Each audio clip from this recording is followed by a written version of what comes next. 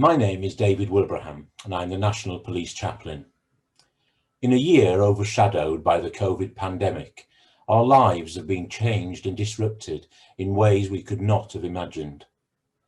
Across policing, we have seen just under 30 people die in service from COVID.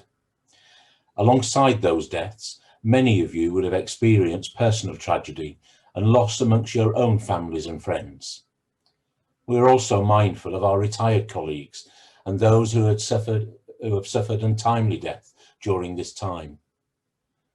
It is a further sadness that we have not been able, in so many instances, to say our farewells in the way we would have liked, to mark their passing, honour their lives, and in our loss, be thankful for what we have shared. Hopefully today may, in some small way, help us to call them to mind. Policing has faced a time of great demand and pressure. We recall not only the difficulties of dealing with large-scale public protest this past year, the demands of ordinary day-to-day business, but also the new and unique way of having to police this pandemic to keep people and communities safe.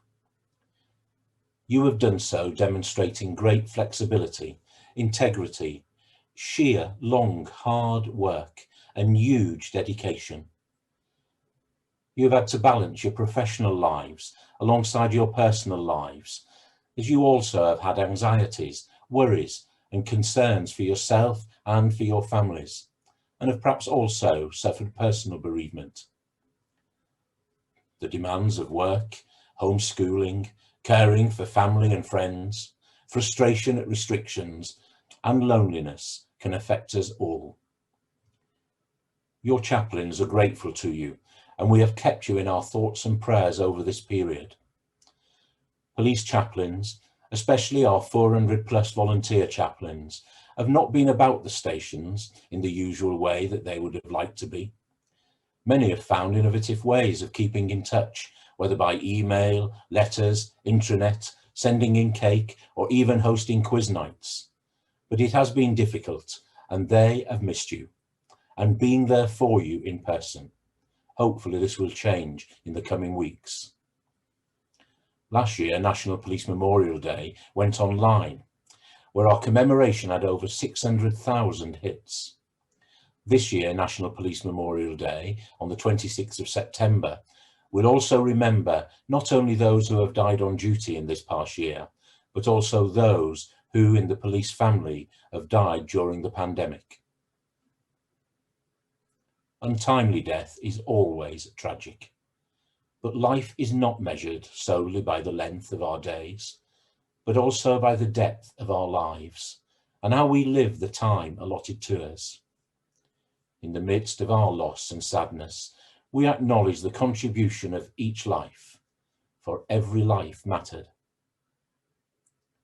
This year has been a reminder that none of us know what lies ahead and how fleeting life can be. A reminder perhaps to make the most of each and every day, to value those around us and focus on what really matters: family, friends, relationships, serving others rather than self-seeking, giving rather than taking, sustaining who we are and not just what we do. As spring arrives and lockdown eases, the flowers will again bloom. One of the most symbolic for me will be seeing again swathes of red poppies. I notice that they blossom in abundance where the ground has been broken and disturbed, where it's been completely turned over, in places that have been seemingly destroyed. The red poppy will speak forever of commitment and sacrifice, but it is also a powerful sign of hope, that from brokenness can blossom life. From destruction and devastation can come new growth and beauty. As you too notice the poppies, may they bring a renewed sense of joy, of life, of hope and love to you and to yours. Perhaps light a candle over these next few days as we come to this 12th anniversary of lockdown, to remember those that you have lost.